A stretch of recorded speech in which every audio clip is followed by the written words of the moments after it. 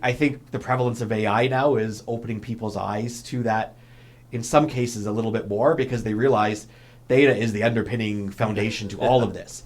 You can't do AI without data, and you can't do AI well without good data.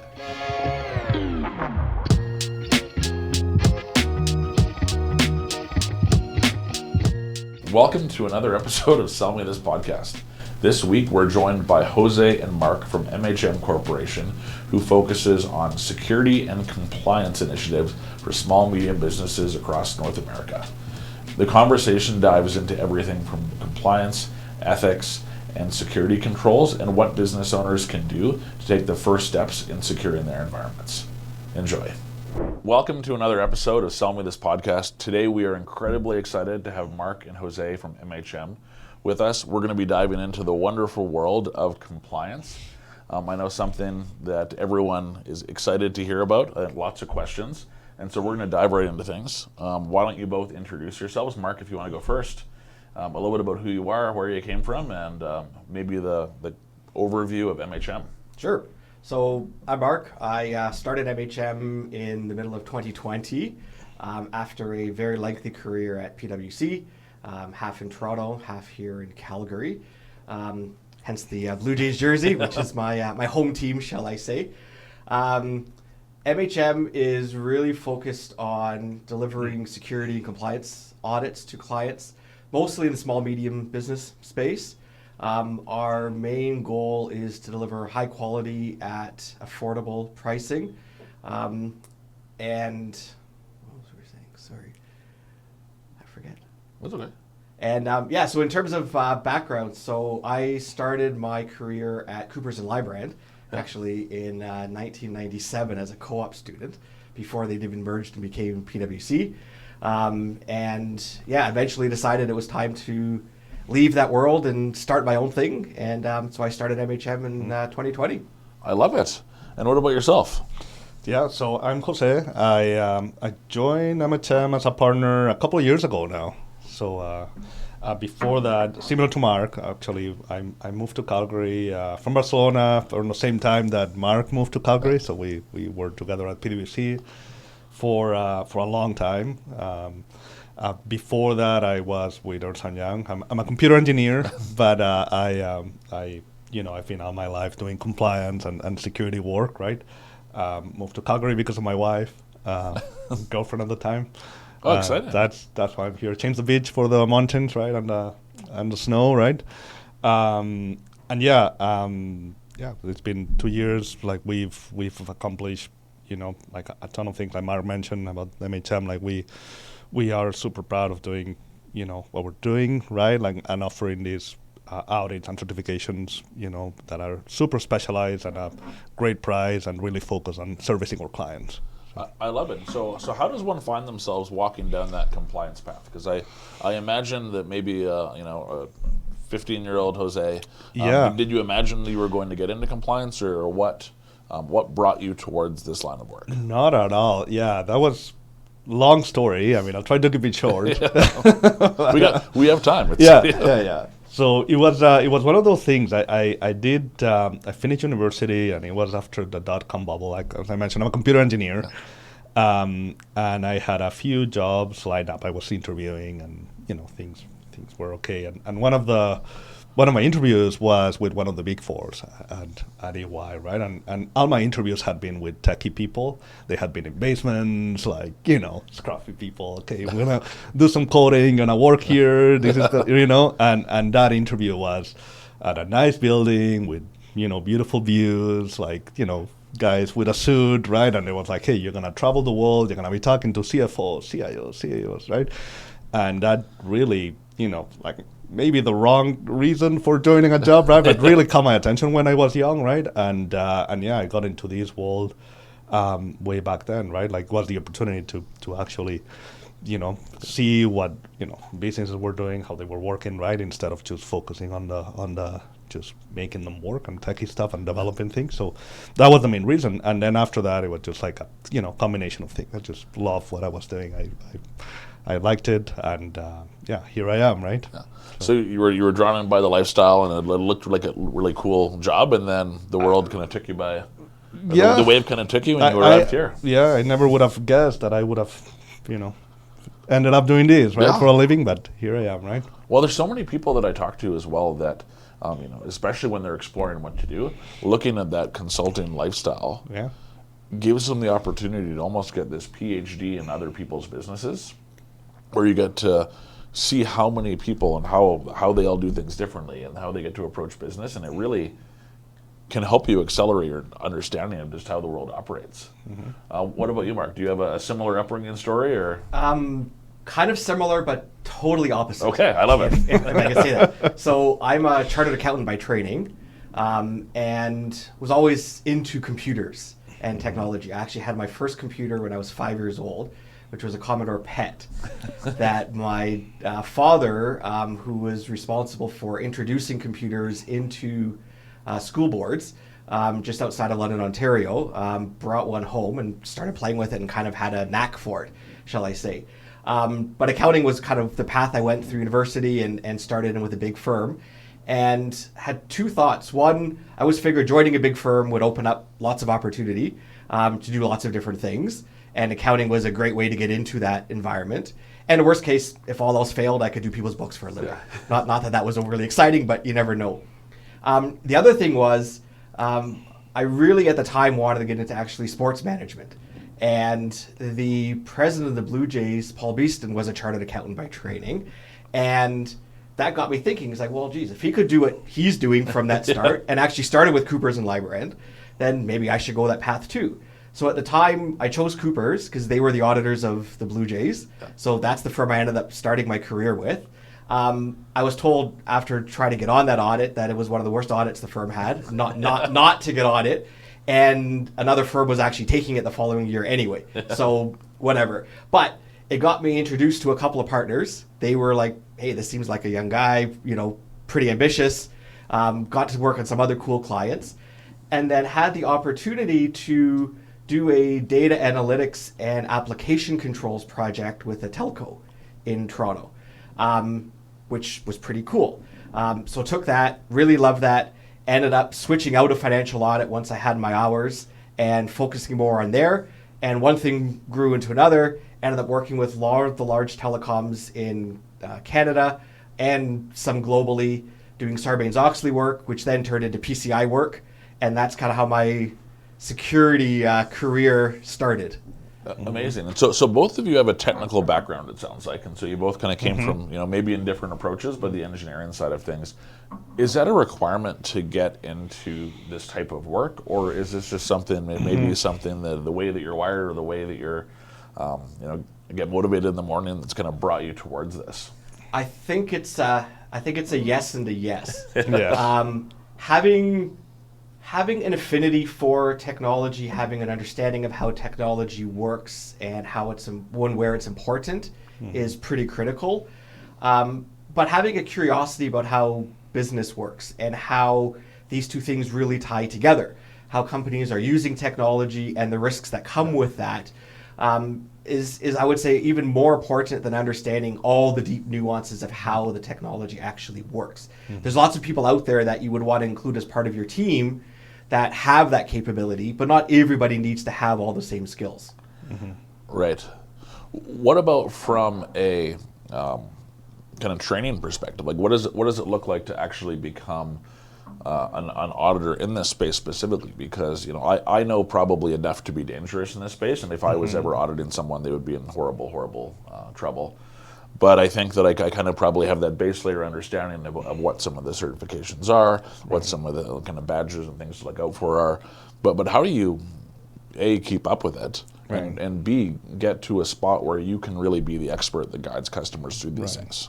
I think that's a good point. Like Matt was saying, right? Like that intersection between the business and the technology, really understanding why. Like that's, like you said, right? Like if you were to audit somebody, you have enough knowledge of technology that you probably, you can spend weeks. I want to be clear, you don't want me to audit someone. Well, but that's, it's a good point. You could spend weeks, trying to, look for perfection almost, right? Like this is what it should be, right? Like spend any facet of a way audit, right? Because it's quite wide, right? When we went into an audit and we look at security. Security is like a big, like so you gotta like that finding the right balance between going too deep, not too deep, and really understanding what the risks are, so you know where to. Okay, this is the areas of focus, right? And don't spin your wheels, right? Like looking for something that it's really not important for you or for the business that you're auditing, right?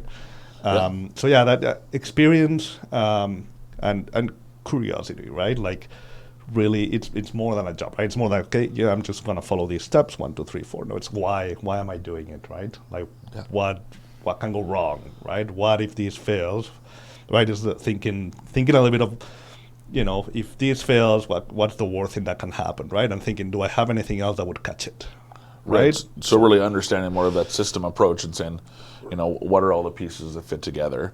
Yeah. I love that you brought up risk as well, because in a previous world, I did a lot of work in the security space, and security you can put in place infinity controls, but you can also have a counterbalancing risk that says we put in too many controls and no one can do anything. Yeah. Is most of the discussion that you have around risk when it comes to compliance?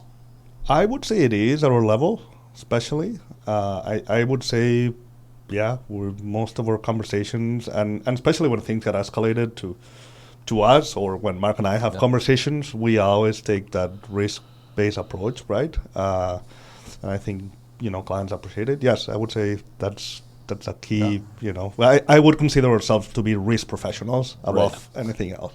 Whenever we get introduced to new clients or potential clients, the very first thing we want to understand is, number one, what do they do? Number two, who are they doing it with or for? And how critical is that service they're providing? And what data is being included as part of that service? At the end of the day, you could have all the systems in the world.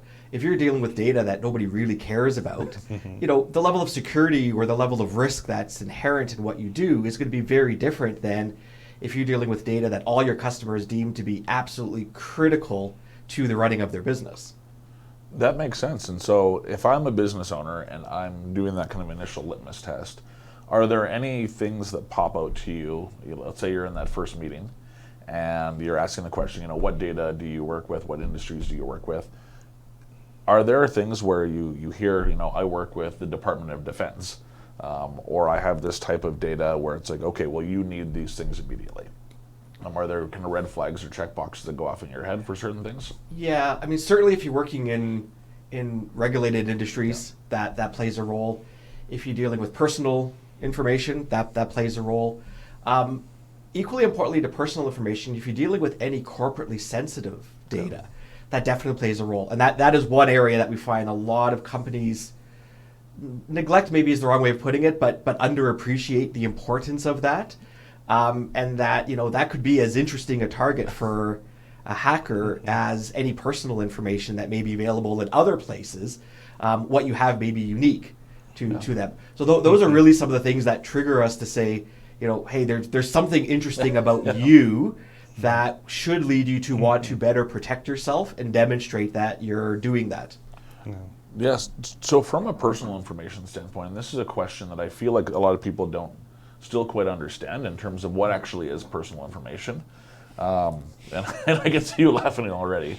And maybe I'm opening up a can of worms here, but how do you define what's personal and what's just kind of line of business like information around someone? I mean, personal information is anything that can identify a person. Yeah. And that could be anything from an IP address, potentially, right? Because you could trace it to the person that's using that address, right? To your typical name, address, right? And some more sensitive stuff, right? Like health information and so on, right? There's different levels of personal information and more critical information, less critical. But anything that can identify a person, it's considered personal information. So we actually got into a debate with a client once. Of course, right? There's always debates and discussions. Yeah. This was a waste management company in the U.S. and they were dealing with a lot of contractors, and a lot of the companies they were dealing with were individuals that owned garbage trucks or similar types of vehicles. And a lot of cases, the company was in the name of, it wasn't Mark Mandel you were working with, it was Mark Mandel Inc. Right. that you were working with. And the debate was, well, is that actually personal information or is that business information? It's a company you're working with, but the name of the company is actually the name of the individual. I honestly remember where we landed on that one, but there was at least half a dozen conversations around how do we actually treat this and what do we need to do to protect it at the end of the day. Yeah, well, and I think you bring up a really good point. And even when it comes to some of the corporate information, there's been a handful of articles that have come out recently around within Canada, the risk of corporate espionage, the risk of trade secrets, the risk of your own IP getting out there. Do you feel like this is something that, and I recognize this is a fairly broad paintbrush here, but do you think organizations take this seriously enough for the most part, the ones you're working with? I think in most part they do. I think where you see some of the disconnect is not even necessarily understanding all the data you have access to. Now, in a company that's providing a specific service to another organization, I think it's well understood. For a company that is simply providing a software tool that other companies are using, inherently they don't necessarily know or understand what is included in that tool. And they shift it off to be the responsibility of their customers to say, well, it's up to you to decide what to put in this platform or not. But at the end of the day, I still think you bear a certain amount of responsibility for what's there and even understand what are the kinds of things your customers might be using this for. Yeah, right. No, I would agree. I think people in general are trying to do the right thing. Yeah. I don't think anybody's doing, anything to misuse that data or do something wrong with it. In fact, like a lot of the issues come from people trying to do the right thing too much. Right? A lot of the attacks, a lot of the phishing attacks, a lot of the, it's people that are trying to be helpful, right? They get an email, they need to, rush into doing something, or they are doing something with data that, well, if I do this and this, right, and connect those services, I'm going to be able to do something better. Like, it's all, there's a lot of human error. There's not any, I wouldn't say there is any, like wrong in general, right? Like really, like people try to do the right thing. Yeah, like I always say that also people make the, decisions with the best information they have available, and I think this is exactly what you're saying, which is they just might not have the right information yet. They might not fully know or understand or comprehend. So how, if I'm a business owner, how would I take some of those first steps to start to understand where my risk is, where do I sit from that risk profile standpoint, and where are the ticking time bombs in my environment? I think that the two very best places to start is, number one, what data do you have? What data are you collecting? And are you doing anything with that data, even with the intent of trying to be helpful, that maybe outside of the core system that is housing that data? Alongside that, I think looking at the agreements you have with your customers, particularly if they are agreements that are on your customer's paper. So if you're dealing with larger enterprise clients, there's a lot of that goes on. And we find a lot of smaller companies don't necessarily appreciate what they're signing up for by dealing with these large companies, and are probably committing to things that they don't know they're committing to. And I think looking at the combination of those two things is a great place to start to understand what does your risk profile look like, and if something bad were to happen, what could be the ramifications of that? That makes sense. Yeah, no, I would agree. I mean, maybe to add one thing, I would look at this day and age. I would look at the vendors. If you're a small business, you probably have more vendors that you can imagine, and asking yourself, where is my data? Yeah. Just in addition to what data I have, where is it? And what happens if this disappears, or there's a problem with availability of that vendor, of integrity, right? Or suddenly I can't rely on this data, right? And you can imagine the amount of vendors you'll have, and SaaS applications and data maybe in countries you may not even know about, right? Read those contracts. I know nobody does it, in real life. Everybody sees the wall of text, right? When we, open a phone, agree. If you have a business, read them. Right, like there's a lot in there, right? And that's an interesting point, Jose, because I think we've seen the explosion in SOC 2 and ISO 27001 and the need and the demand for these services. A lot because large enterprise companies are working with so many service providers now, for technology, for other types of services, and everybody's working with somebody down the street. So this whole ecosystem has just gotten so much larger that everybody's reliant on somebody else somewhere to do what they need to do. And understanding, who those people are, what your risk is with them, what your commitments are with them, what their commitments are to you, to make sure the entire chain of custody from start to finish is critical. So at what level does that stop then? So if I'm looking downstream at our own software ecosystem, and to your point, there is, I put data in platform A. Platform A has a service provider that goes downstream over here. That data goes over into this CRM, and all of a sudden, you're probably 5, 6, 7 layers down the line. Where does that stop? And I can't even wrap my head around how I start to govern that. So where does that line end, and what can I even practically do to have some semblance of control over that? Because it just seems really overwhelming to me. Yeah, it doesn't stop. Like really, that's not the answer I was looking for. No, like it doesn't stop. Now that doesn't mean that you have to go down and get assurance over that nth vendor, right? Because what you are pushing down the chain is, hey, I'm giving you my data. I want you to control this data at the same level of security, privacy, confidentiality, right? Whatever it's important to me.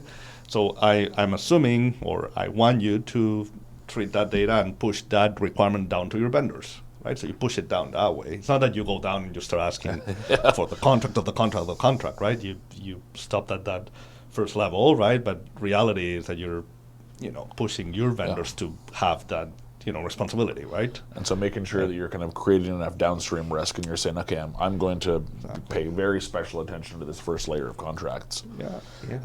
And understanding who are those vendors and partners. What do you share with them? Why do you share it with them? Do you have an idea that by the nature of their business, what else they might be doing with that data? What are the things, what are the controls that we get a lot of pushback in our audits is how to assess vendors. And especially if you're working with a cloud provider, for example. One of the things we're looking for is, have you assessed AWS as an example? Well, Keith, you're not going to go in and do an audit of AWS. They're never going to let you in the front door, let alone to actually do anything. But they have an audit report. So our expectation is that you are at least going to get that audit report. You're going to read it. You're going to say, does it cover what I'm using this vendor for? And does it look like there's suitable controls over that that's been audited by a third party? I mean, that to me is doing your diligence in conjunction with being able to understand what are you using them for. But a lot of times we get the pushback to say, well, it's AWS, they're fine.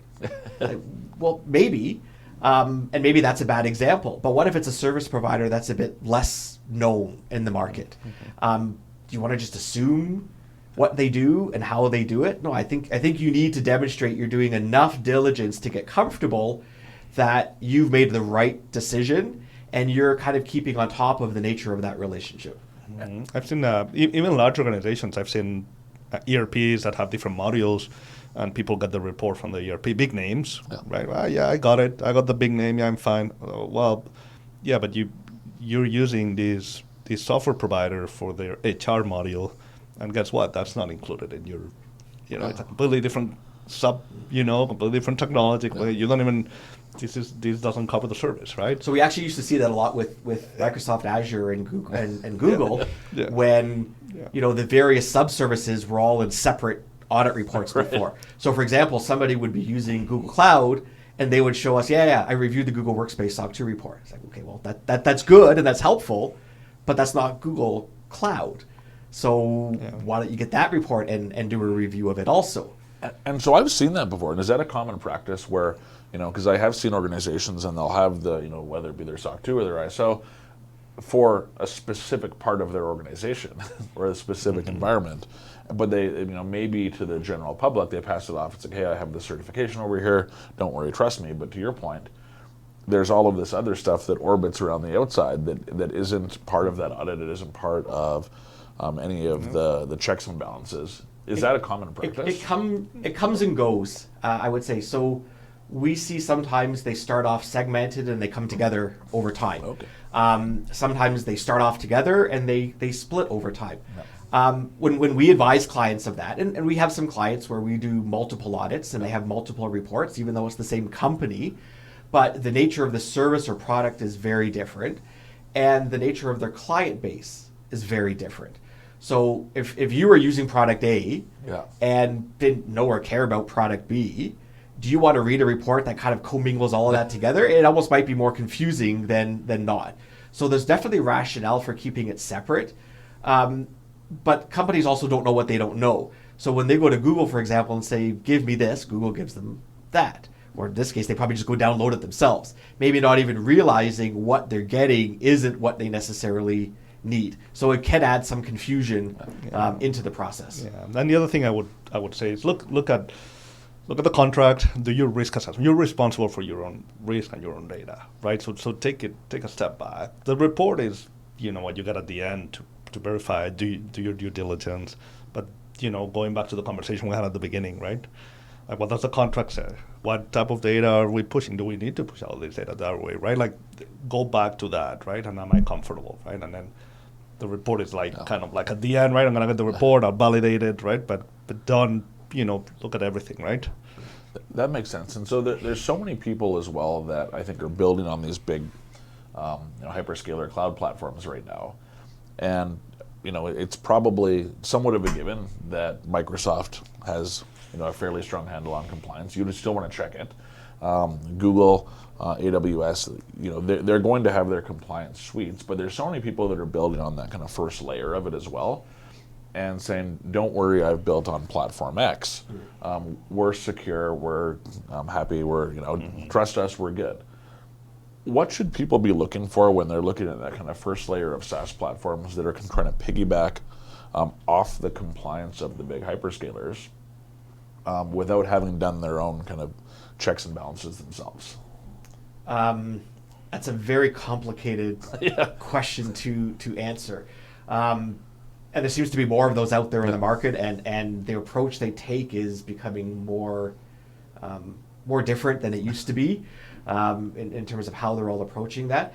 At the end of the day, I think you really need to try to get a handle on what is the primary cloud provider, the AWS or Google or Azure of the world. What do they hold a responsibility for? And what does the one layer up hold responsibility for? The best way to do that is to go to AWS's compliance portal, for example, and look at their responsibility matrix and say, okay, here's what AWS does and here's what everybody else should be doing. And you almost need to assume that the one level up is a client of AWS. It's not AWS, it's not associated with AWS, it's somebody using AWS. Even though they're building on it in a slightly different way, they're still a client of theirs, no different than you're a client of AWS. And I think that at least would give you a bit of an idea of where to start that conversation. We do see, unfortunately, a lot still in the market of organizations that are claiming we're secure because we rely on this. And getting a handle on, well, what do they do and what do you need to do? I don't think it's complicated, but it's definitely a critical piece of the puzzle. Mm-hmm. Yeah, no, I agree. I mean, this goes back to what you were saying about the end, vendor, right? Like, okay, there is always somebody responsible. The other thing to think about is, not only from a data, hey, where is my data point of view, but what are you doing, right? A lot of these organizations that are using cloud providers have a service that they're offering. What is it, right? If I'm outsourcing my payroll to a company, right? Like I expect that they follow, whatever the taxes, and that my employees get paid, on time, correctly, right? Like AWS is just providing the hosting service, right? Like that other company is doing all the other, payroll things that I expect them to do. So that's what I would like to see in that report, right? It's sounds simple, sound like that, but it's not even that clear, right? Right. And it really depends. I think if you take some of the fundamental controls around who has access to my data, who can make changes to my application, and how am I doing that? How am I ensuring those changes are secure? Those are generally things that are within your sphere of responsibility. Where you start getting into, is my database layer encrypted, for example, I think becomes a little more difficult because that could be something that your service provider is doing for you. But I think if you look at just some of those fundamental areas, you almost by default just say, look, I need a way of tackling this, irrespective of what service provider happens to be sitting underneath my service at the end of the day.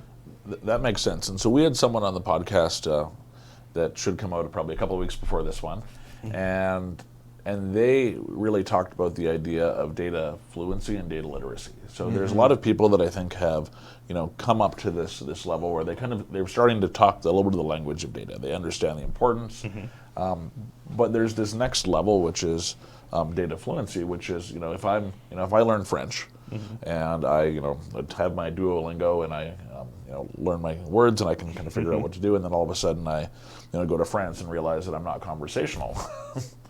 Those are two very different spectrums of knowing French in a textbook and then being able to order dinner at a restaurant in Paris.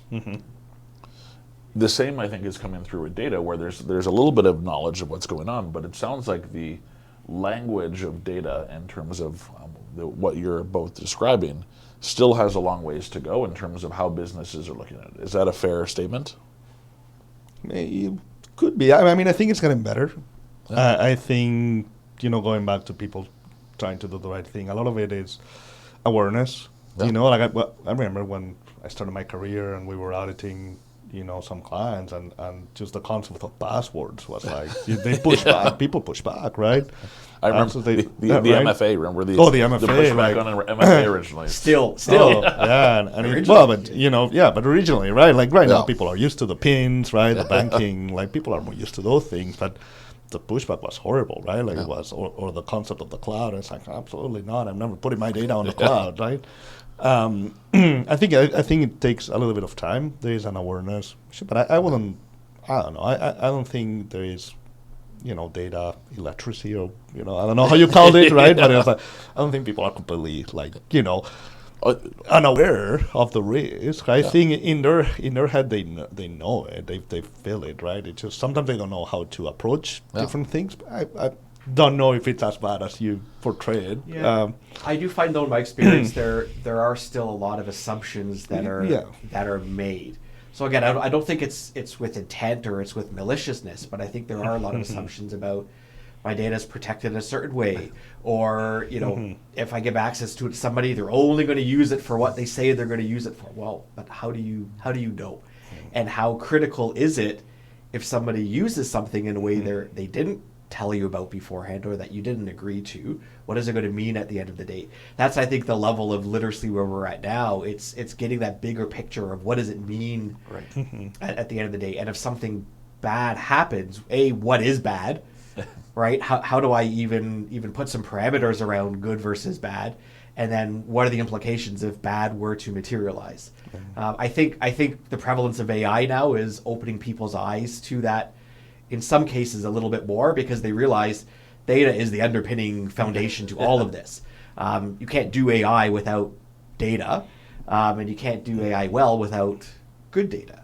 But good data also means you have a reasonable amount of control over what it is, where it's coming from, where it's going.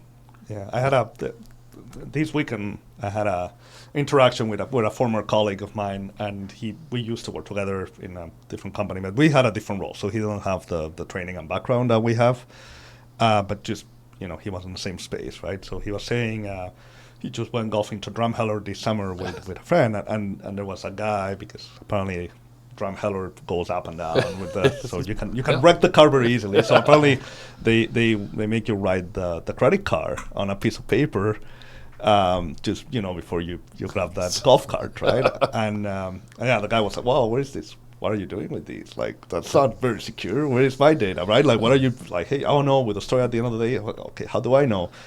And funny, like he was saying, I would have never asked those questions before we worked together, because it wouldn't have crossed my mind, right? You make that assumption that if they're taking your credit card, they're gonna, But imagine, right? Like the moment you start thinking about it, it's like, okay, is it gonna be in somebody's drawer, right, with all the other credit cards, right? Like what's happening here, right? There's a lot, just in general. I mean, it's a good example, but in our day-to-day lives, even we see a lot of somebody says, "I need this for a reason," and you believe the reason. And the reason may be valid. Whether it makes sense or not is a different thing. Whether it's necessary or not is a different thing. But there is a lot of people sharing things just because somebody says share it. Yeah. And it's not always a something that you're doing intentionally. It's something you're almost just doing because it's there. And that's, I think, where you could lose control over that pretty quickly, because then that's probably something you're not even thinking about after the fact. And you may not even realize I shared this with somebody because it was one-off. They said they needed it. They said we don't do anything with it. But how do we know? How do we know in your case the golf place doesn't have a drawer with thousands of credit card and expiry date and CVVs on it? Right. Imagine, right? Right. But I think to your point earlier, the intent is there, right? The person at the front desk probably says, hey, you know what, I want to make sure we're controlled, but I also want to make sure that I don't have to bug you if something happens, and I want to create a good customer experience so we don't want to keep having to come back. And what comes from a place of how do I create the experience I want from our customer might expose them and your friend to more unnecessary risk. Right. And that's a big dichotomy when it comes to security. Yes, there's malicious actors out there. There's people who wanted to cause you harm. There's people who wanted to profit off of it. That's always been there. That's always going to be there. I just watched Catch Me If You Can. The movie was on TV on the weekend again, which is a great movie. And check fraud. And I was like, check fraud probably doesn't exist now, but there's bank fraud all over the place, right? People are always going to find a way.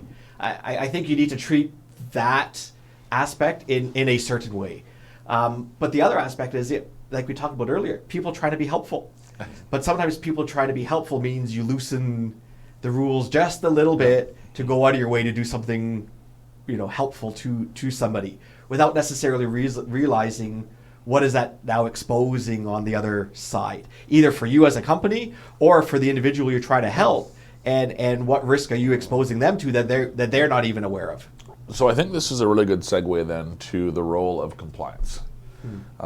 And so at a very high level, why would an organization go and get their, whether it be their SOC, whether it be their ISO, like what's the purpose of them doing that? So the big one we see, which I don't know if we always agree with, but the big one we see is I want to do business with somebody and they have told me I need this. Okay. So that's a great starting point if needed. I think at the end of the day, the real good answer is I want to understand what I need to do better. I want to understand how well I'm doing today. And I would like somebody, a third party, to come in with some standard to be evaluating me against. Say, how well do I understand what my obligations are? How well am I actually executing against those obligations? And then do I have a way of demonstrating that to people to promote myself as being, hey, I take this seriously and I'm going to do the right thing for you all the time.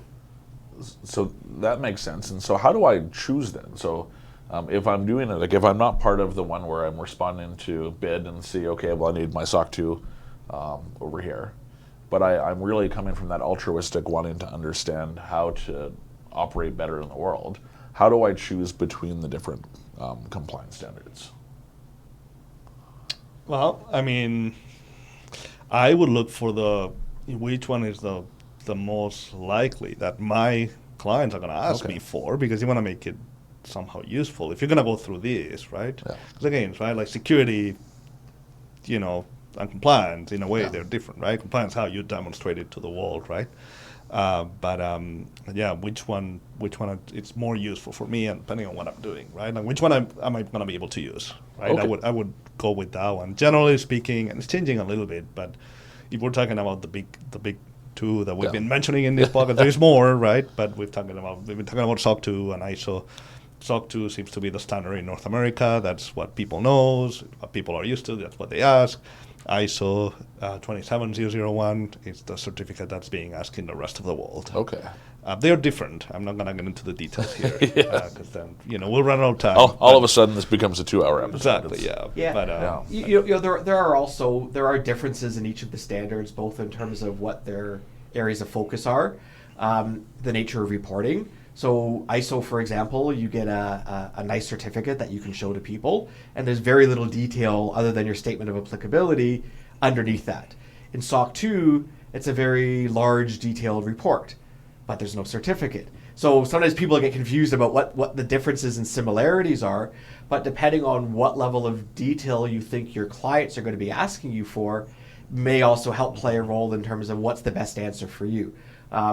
We're seeing more organizations now adopting multiple standards. So if we look at SOC 2 and ISO, for example, because people want to be operating globally, they've got customers in different countries, especially in some of the more regulated industries, one or the other is no longer good enough. Both is now what people are asking for. So that lets you cover both the product level at a bit of a deeper view, but also the organization as a whole. So it gives you the breadth and the depth that, the best of both worlds of compliance, shall we say. And do those map neatly to each other? Like if I've gone through the process of certifying our organization on SOC 2, and then I decide to undertake ISO, is it a equal lift, or can I piggyback off a lot of the work that I did the first time around? Yeah, you can piggyback. They do overlap quite a lot.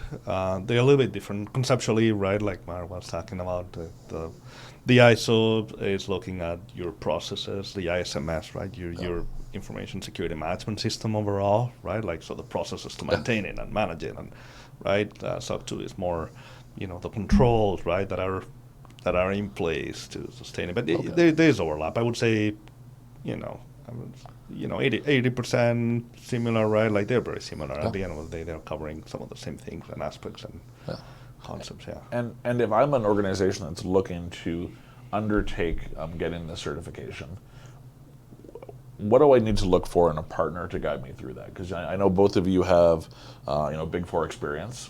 I know that you have a very distinct value proposition right now as well. But there's probably everything in between too. Like, what do I look for if I'm starting to find that partner to guide me through it? Because I imagine it's a fairly intimate process to work through that. It can be. I think the first place to start would be an auditor that's reputable, that's willing to offer, you to have discussions with clients, as reference checks and such. But I think even more importantly than that, an auditor that can demonstrate they're willing to spend the time to understand your business, how you do things, why you do things a certain way, and have a certain flexibility within the realm of like what is required, but how do we apply that to your particular situation? We see a lot in the market right now where there's a lot of factory-based audits, shall I say, where there's limited to no discussion with clients. There's no understanding of how they work, what data they hold, and you read some of these reports, and you would have no idea what a company actually does based on reading their SOC 2 report.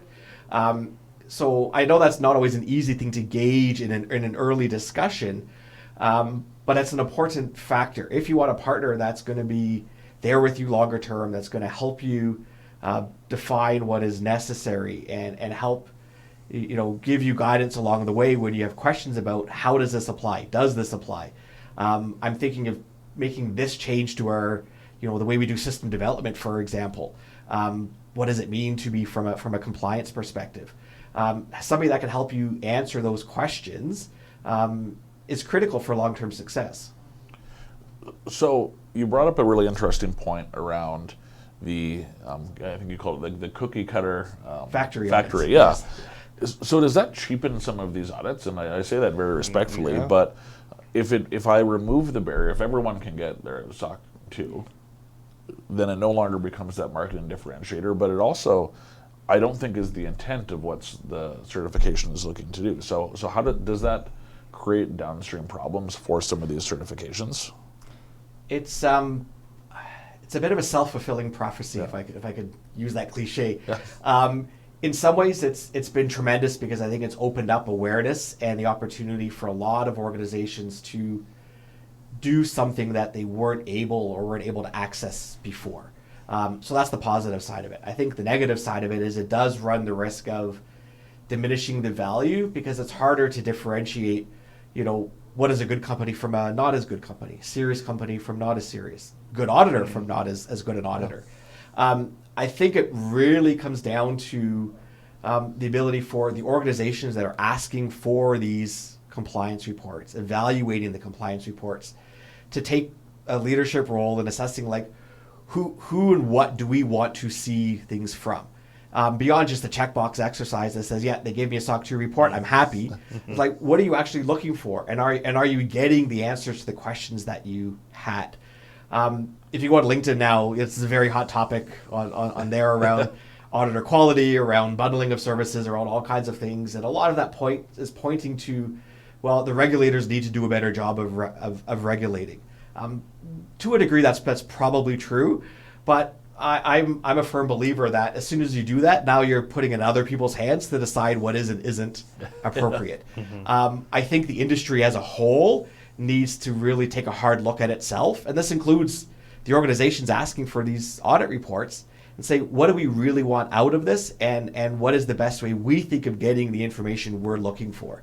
And I think that will help naturally start to create some more differentiation amongst all the players that are in this space. That makes sense. Do you have anything you want to add to that? No, I would agree. I think, hopefully the market's going to fix itself, right?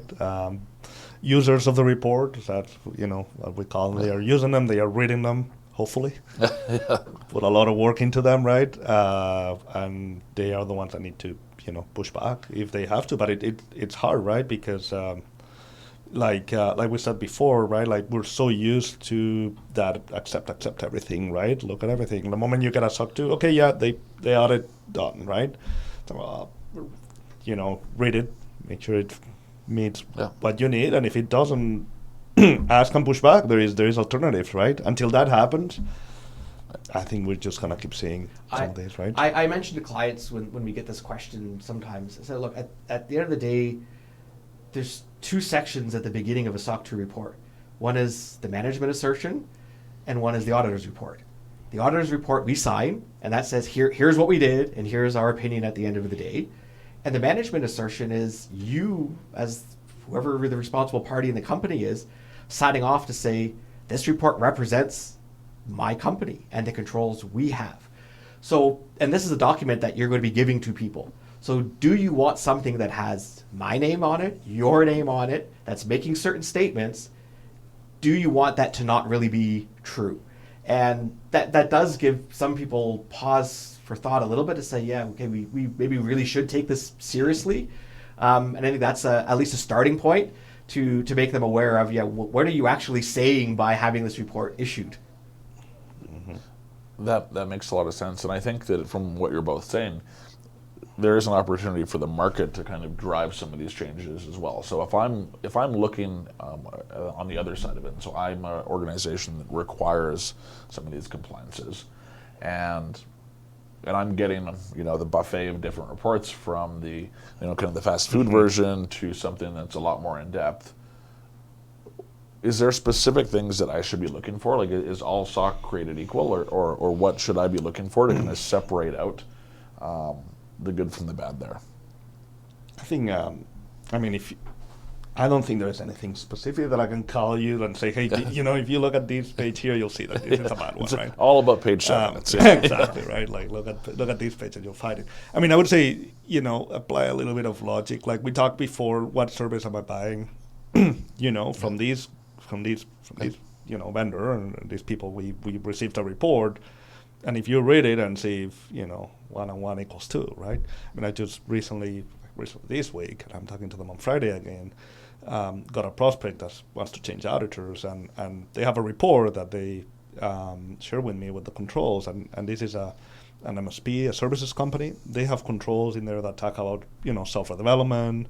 They have controls that talk about having a data center, environmental control. They don't have any of that, but they are in the report, right? So, I caught it very quickly. I mean, that's what I do, is my job. But you would imagine somebody reading these reports over and over should be able to, right, to make those connections, right? Because so it's not in your face. It's hard, right? But you can catch it. You can see it, right?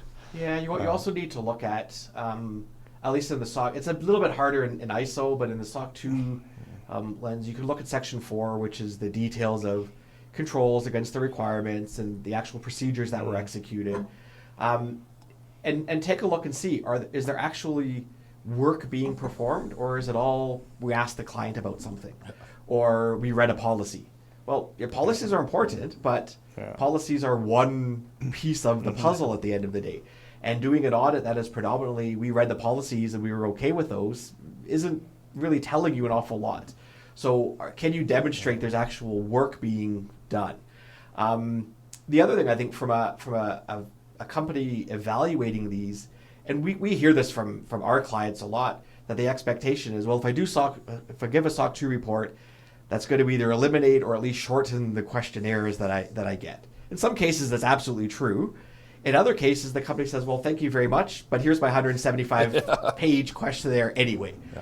So I think being able to look at it and say, if I get a SOC 2 that has this in it, that covers these questions. And having almost a bit of a variable third-party assessment platform where you can say, okay, here's what I still really need to understand because it's not covered, and go back to the service provider and say, I need to get more information on this.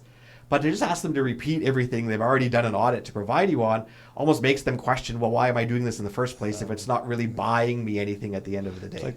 And I tell people this, and I tell my kids this, right? If you're going to do it well, right? I mean, if you're going to spend the time doing it, right? Like, why do it halfway? And then you're going to get additional questions. You're going to get, it's half-truths in there, right? Like, just do it well, right? Like, you're going to go through this compliance approach, you have to do, whatever is required. You were not formalizing before potentially, or write these policies, just write them well. Right? Do them right, and then you'll have a good story to tell your clients. You're gonna feel good about, the services and your level of security, right? And I don't want to sound cliche with this, but it really is a partnership. Yeah. Like, you have between the companies providing the services that are willing to be audited, the organizations that are performing those audits, and the organizations that are the recipients of those reports that are evaluating the companies and the audits. And while they can't all be in cahoots with each other, but they all need to be working to a similar objective to really make this as powerful as it can be. I love it, and I feel like there's probably 300 more questions that I have for both of you. If you were to wrap up with one final thought around the importance of this, where the world is going around compliance, is there anything else you wanted to share with our listeners? I think as much as you can, look at it from the lens of you are trying to engage in a trusted relationship with people, and how can you get them comfortable with what you do and how you do it, and use that as an enabler to do business together. I love it. It's a high bar there. Yeah, it is. I don't know what else I could add to that. What he said. What he said. Yeah. I prepared in advance. There we go. Yeah, perfect. I only gave him the questions in advance. Yeah. No, it's been an absolute pleasure to both of you. Thank you so much for coming on the show. If someone wanted to pick your brain further, if someone wanted to kind of start the front end of those conversations, if they wanted to get to know you both a little bit better, what's the best way for them to get in touch with you? Yeah, I mean, they can check our website or send us an email at mhm@mhmcpa.ca. Oh, perfect. That'd be the best way to reach out to us. I love it. Thank you so much. This has been a blast. Thank you for having us. Yeah, thank you. Perfect. If you've made it this far, like and subscribe on YouTube, or follow and leave a review on your favorite podcasting platform so you don't miss any future episodes.